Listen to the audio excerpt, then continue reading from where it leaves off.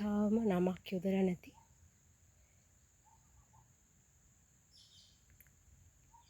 පැරණි ඉදිකිරීම් සංකීර්ණයක්.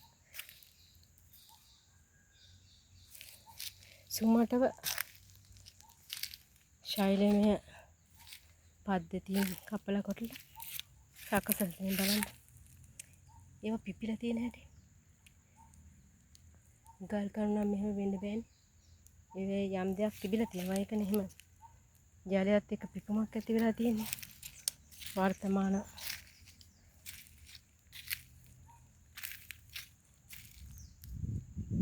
බදාම තට්ටුවක් ඒ වගේ දෙයක් කියලාමයි මට නම් හිතෙන්නේ.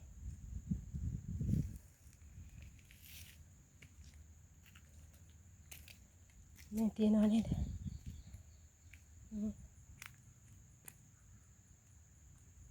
කණු සිටුප්ත ඉතිහාස කතාවක්. විහාර සංකීර්ණය. එහෙම වෙන්න පුළුවන් නේ. හැබැයි විහාර සංකීර්ණයක් කියලා මට නම් හිතෙන්නේ මේක රජවරුන්ගේ භූමියක් කියලාමයි හිතෙන්නේ.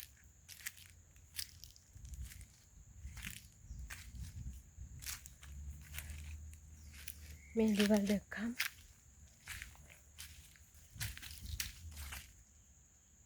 කෙඩලා බින්දලා ගිහලා යම් දවසකදී කඩලා බින්දලා දාලා කියලාමයි මට හිතෙන්නේ.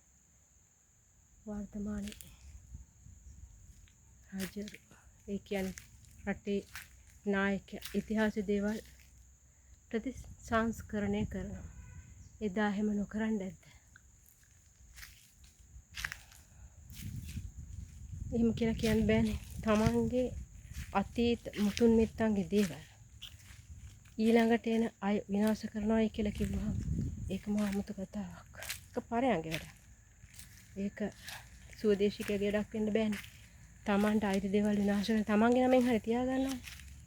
ඉතින් ඒ දේවල් ටික විනාශ කරේ කවුද කියලා අපිට හොයන්න බෑ. හැබැයි විනාශ කරලා බලන්න කොච්චර දේවල් තියනවද මේ. නාමික නැති බොහෝ දේවල් තියෙනවා. සුමටව කපලා මොනවට කපන්නද මේ ගල් සුමට කරලා වහලා තනන්නත් ඇති. ඉතින් මොනවද කරේ කියලා. නමුත් එහෙම යුගයක් තිබිලා තියෙනවා. ඒ ප්‍රෞಢත්වය ඊටත් වැඩි හොඳට අපි ස්ථාපිත කරගන්න ඕනේ. ඒ අතීතේ විනාශ වෙච්ච දේවල් වලින් අපි ආයෙ නැගී සිටින්න ඕනේ. එහෙම නැත්නම් අපිට වෙන්නේ ඉතිහාසයත් එක්ක වැළිලා යන්න. අපි වැළලෙනවා තමයි. හැබැයි අපේ අනාගත දරුවෝත් වැළලෙනවාද ඒ විදිහට? ඒ අනාගතේ අපි මිතුන් මුත්තන් වෙනකොට ඒගොල්ලෝ මේ දේවල් මොකද කරේ කියලා අපි ප්‍රශ්න කරන දවසක් කිව්වේ. එදාට උත්තර දෙන්න අපි ජීවතුන් අතර නැහැ. ඒ ටික අපි හොයලා තියන්න ඕනේ නේද? එතකොට තමයි ඒගොල්ලන්ට ධෛර්යයක් එන්නේ. අපි මේ වගේ જાතියක්, අපි මෙහෙම මිනිස්සු, අපිට පුළුවන් නැගිටිනවා අපි කියන තත්ත්වෙටපත් වෙන්න. ඉතින් අපි ජවයේ දරුවන්ට හදමු නේද? තෙරුවන් සරණයි.